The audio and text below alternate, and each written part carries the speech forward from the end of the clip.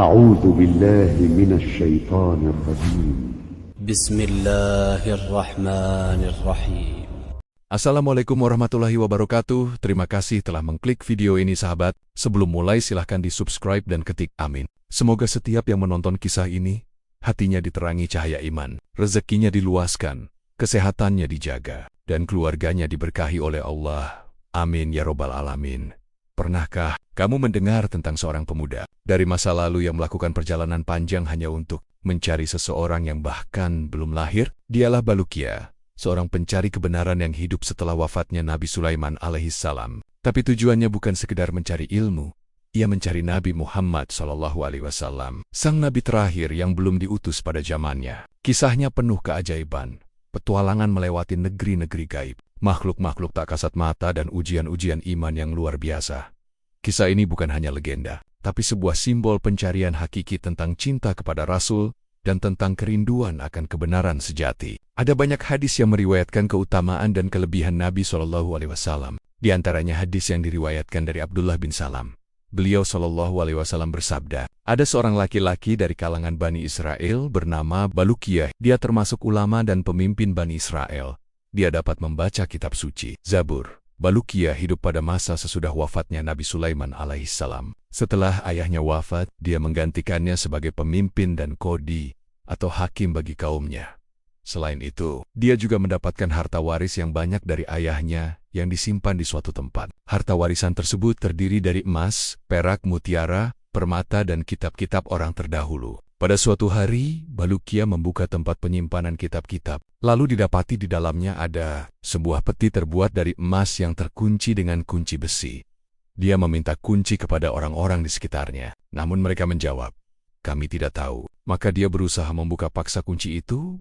Ternyata di dalamnya terdapat peti kayu. Lalu dibukanya peti kayu itu. Di dalamnya terdapat kertas warna emas yang di atasnya ada tulisan tentang sifat-sifat Rasulullah dan umat beliau. Kertas itu disegel dengan minyak misik, kapur barus, dan minyak zafaron. Lalu kertas itu dibuka dan dibacanya di hadapan Bani Israel. Allah Ta'ala berfirman, aku jadikan Nur Muhammad dari Nur Kudrat, dan aku menyimpannya di lautan penciptaan selama 70.000 tahun. Kemudian aku mengeluarkannya dan menyimpannya di laut Zuhud selama 70.000 tahun. Kemudian aku mengeluarkan dan menyimpannya di lautan Taqwa selama 70.000 tahun. Kemudian aku mengeluarkannya dan menyimpannya di laut Syafaqah selama 70.000 tahun, sehingga nur itu minum nur lain sampai kenyang. Maka jadilah Nur Muhammad dari Nur Kodratku. Kemudian aku ciptakan kepalanya dari takwa, kedua pipinya dari tawadu, kedua matanya dari sifat malu, wajahnya dari rasa yakin, rambutnya dari zuhud, hidungnya dari tafakur, lidahnya dari jujur, telinganya dari mendengar yang hak, kedua tangannya dari sifat pemurah, kedua lengannya dari sifat suka menolong, perutnya dari ikhlas, dadanya dari ridho, hatinya dari rasa puas, punggungnya dari harapan kepada Allah, pusarnya dari nasihat, kedua pahanya dari rasa cinta, kedua kakinya dari istiqomah dengan adil. Di kalangan ahli surga namanya itu adalah Abdul Karim, di kalangan malaikat dia bernama Abdul Rahim, di kalangan orang-orang terpercaya dia bernama Abdul Wahab, di kalangan setan dia bernama Abdul Kohar, di kalangan jin dia bernama Abdul Rahman, di kalangan makhluk hidup dia bernama Abdul Khalid. Di kalangan bintang dia bernama Abdul Qadir. Di lautan dia bernama Abdul Muhaimin. Di daratan dia bernama Abdul Kudus. Di kalangan binatang serangga dia bernama Abdul Muhis. Di kalangan binatang liar dia bernama Abdul Rozak. Di kalangan hewan jinak dia bernama Abdul Mumin. Di kalangan burung dia bernama Abdul Ghafar. Di dalam kitab Taurat dia disebut sebagai Toba, yang artinya adalah baik. Dalam kitab Injil dia disebut Mit-Mit.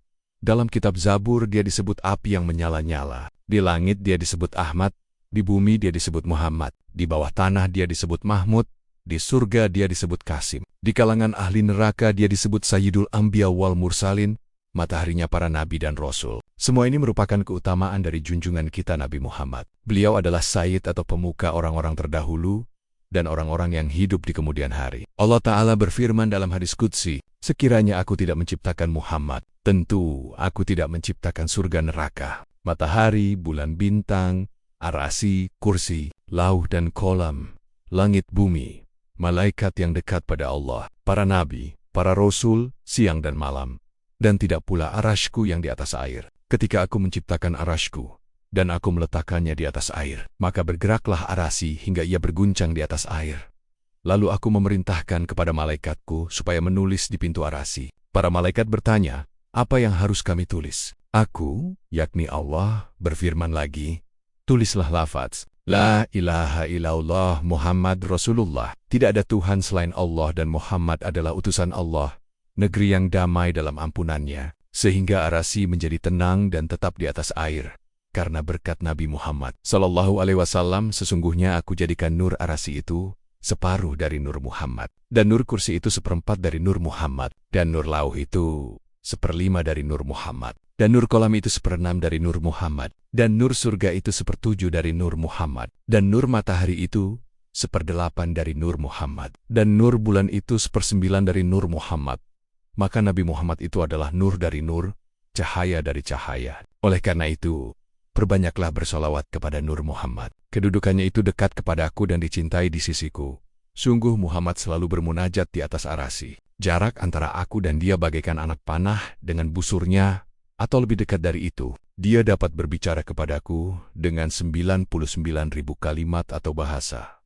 Bila ia melaksanakan hajat, ia banyak malunya, lapang dada, banyak bersabar, banyak harapannya, senantiasa menangis. Banyak berzikir, memelihara nikmat, menyembunyikan rahasia, banyak memberi. Sedikit menyebut kebaikannya, sedikit menuntut penghias alam, penerang dalam petunjuk agama, pemberi syafaat umat di hari kiamat. Sekiranya ada malaikat atau nabi, namun ia tidak mengakui kerasulan Nabi Muhammad, niscaya jadilah semua kebaikannya laksana debu yang berhamburan.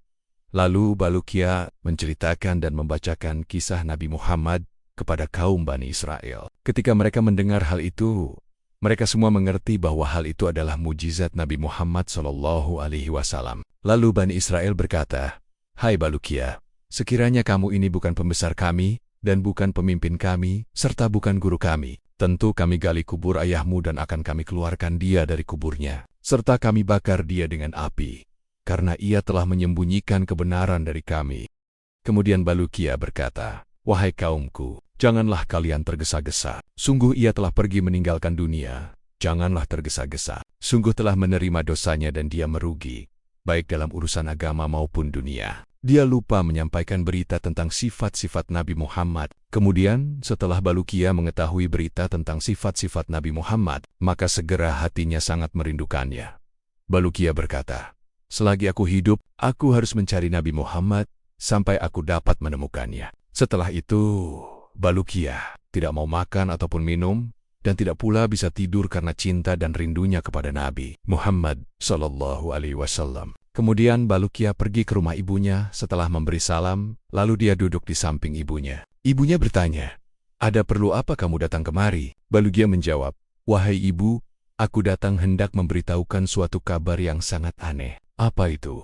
Wahai anakku, ibu, ketika aku membuka peti kitab, di dalamnya aku melihat beberapa kertas dari emas, yang di dalamnya ada tulisan tentang sifat-sifat Rasulullah, dan kertas itu disegel dengan minyak misik, kapur barus dan zafaron. Lalu aku membaca lembaran-lembaran kertas itu, ternyata isinya tentang sifat-sifat Rasulullah. Aku akan mengikuti agamanya, dan berkhidmat kepadanya sampai aku mati. Ibunya berkata, Hai Bulukiya, jika kamu pergi untuk mencari jejak Rasulullah, maka aku tak punya siapa-siapa lagi selain kamu, dan siapa nanti yang akan melayaniku. Bulukiya berkata, Aku harus pergi mencarinya. Akhirnya ibunya mengizinkannya dan berpesan padanya, Jika suatu saat kamu bertemu Nabi Muhammad, sampaikan salam dariku, dan katakan pada beliau bahwa ibu telah membenarkan kenabianmu dan beriman kepadamu, serta mengikuti agamamu karena mengharap syafaat darimu. Bulukiya kemudian datang kepada Bani Israel, di saat mereka sedang duduk di masjid. Bulukiya mengucapkan salam kepada mereka, dan mereka membalasnya. Bulukiya berkata kepada mereka,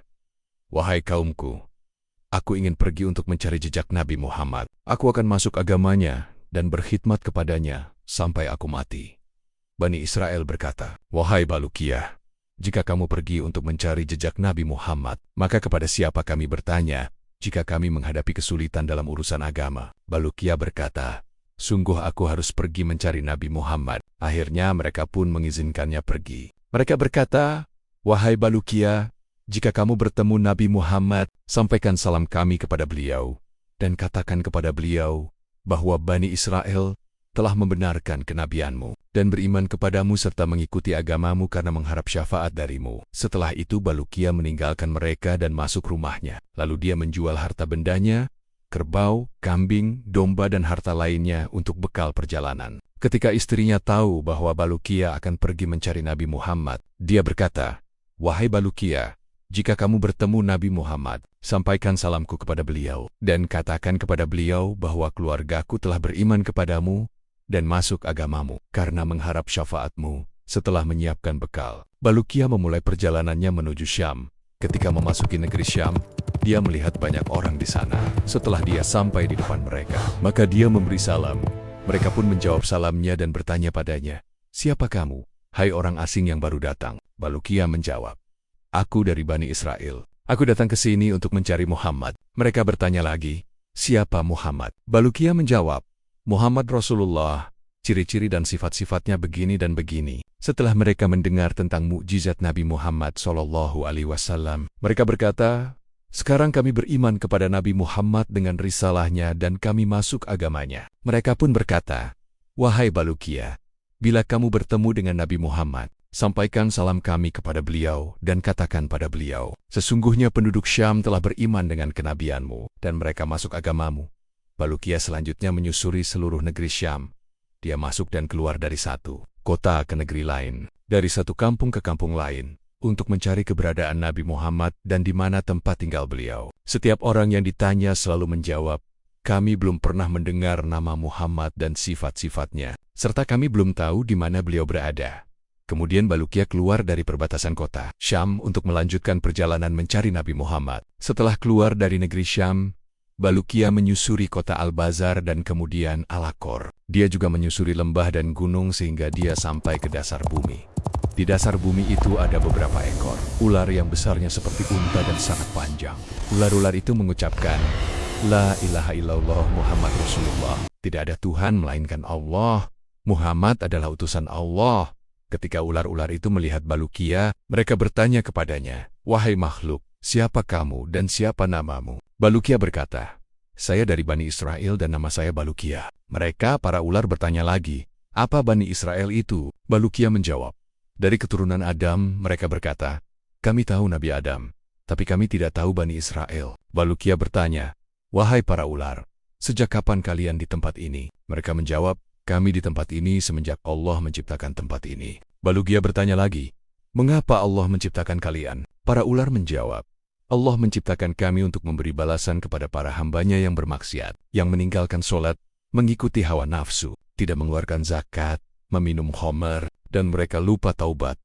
Balukia bertanya, "Sebenarnya siapa kalian ini?" Mereka menjawab, "Kami ini sebagian dari hewan neraka jahanam, dan kami akan menyiksa orang-orang kafir pada hari kiamat." Balukia bertanya, "Apa yang kalian lakukan di sini? Dan bagaimana kalian tahu Nabi Muhammad dari keturunan Adam?" Mereka berkata, "Neraka jahanam bergejolak setahun 2 kali, sehingga kami terlempar ke sini. Ketika gejolaknya reda, kami akan kembali ke sana." Demikian itu terus berulang, di antara panasnya yang sangat, yaitu rasa panas di musim kemarau, dan di antara dinginnya yang sangat, yaitu rasa dingin di musim hujan. Di neraka jahanam, tidak ada satupun dasar dari semua dasarnya, kecuali di situ telah tertulis kalimat La ilaha illallah Muhammad Rasulullah, dan tidak ada satu pintu pun dari pintu-pintunya, serta tidak ada satupun luapan api, kecuali di situ telah tertulis kalimat La ilaha illallah Muhammad Rasulullah. Dari situlah kami tahu Nabi Muhammad.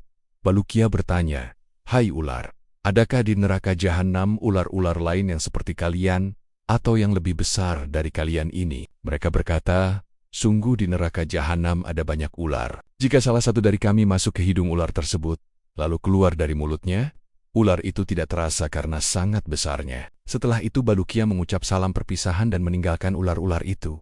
Balukia keluar dari dasar bumi dan melanjutkan perjalanan.